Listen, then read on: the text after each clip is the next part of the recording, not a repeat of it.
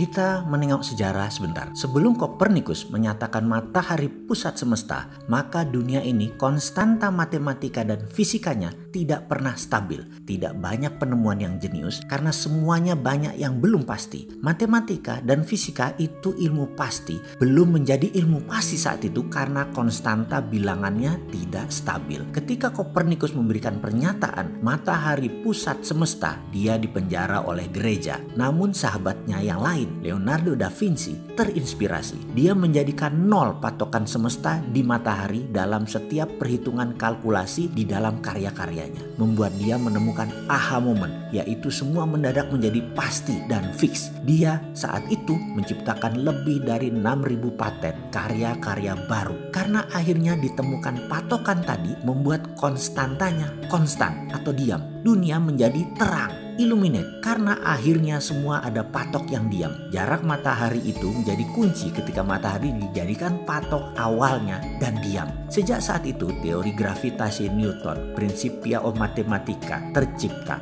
Satuan jarak, satuan waktu, satuan panas, gravitasi mendadak menjadi terukur. Semua free thinker menjadi bergairah. Dunia teknologi permesinan berkembang dengan cepat sejak saat itu hingga puncaknya adalah revolusi industri di Eropa. Eropa mengalami zaman keemasan manusia kedua sejak zaman keemasan pertama periode Socrates, Plato yang penuh dengan kedamaian dan karya tinggi umat manusia. Di Timur Tengah berbarengan dengan itu juga kemajuan ilmu tadi membawa Islam juga dalam zaman keemasannya karena teknologi dan pendidikan. Revolusi industri Eropa tadi akhirnya melahirkan penjajahan atas negara yang belum berteknologi namun kaya sumber daya alamnya. Atas nama kemakmuran negara industri itulah penjajahan terjadi. Lalu ada sebuah wilayah yang makmur yang menjadi incaran negara teknologi itu di abad pertengahan. Wilayah itu mataharinya tercurah 95% dalam 1 tahun. Sumber airnya banyak dan memiliki pegunungan vulkanik dan tektonik yang panjang yang setiap saat memuntahkan sumber pupuk yang subur. Penduduknya bercocok tanam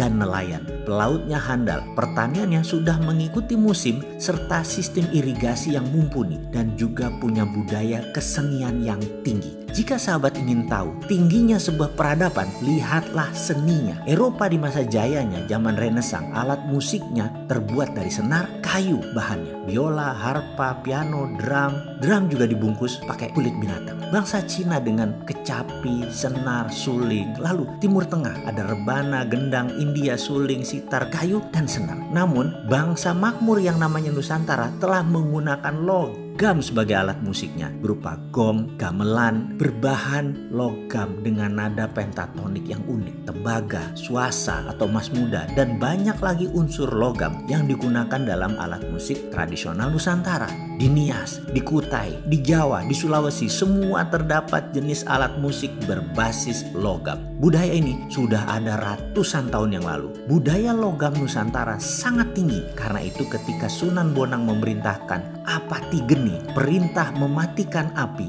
budaya logam disimpan rapi. Semua api peleburan dimatikan, ditutup rapat. Sehingga ketika penjajahan datang di muka bumi Nusantara, bukan saja mereka ingin mencari rempah, namun pastinya mereka mencari budaya logam. Data tersebut hilang di telan bumi. Para sunan tahu penjajah tadi sekali lagi bukan mencari rempah. Ada yang lebih tinggi dari rempah, yaitu mereka mencari budaya logam. Cerita ini mungkin hanya folklore atau cerita rakyat. Namun cerita ini menyebar terus karena tradisi Nusantara adalah budayanya pitutur, bertutur, bukan budaya tulisan. Cerita ini adalah cerita yang biasa mbah-mbah saya ceritakan di malam hari Ba'da Isya di kampung saya dulu. Yang dilanjutkan begini, ada 2 perintah Sunan Bonang kala itu. Yang satunya lagi, yang kedua adalah nanti di generasi 17 setelah dirinya, tinitah sabdo sumurping geni, perintah sabda menyalakan api akan dilaksanakan. Sahabat, sesungguhnya saat ini adalah zaman keturunan ke-17 dari Trah Kasunanan. Jadi sekedar mengingatkan, waktu itu adalah sekarang.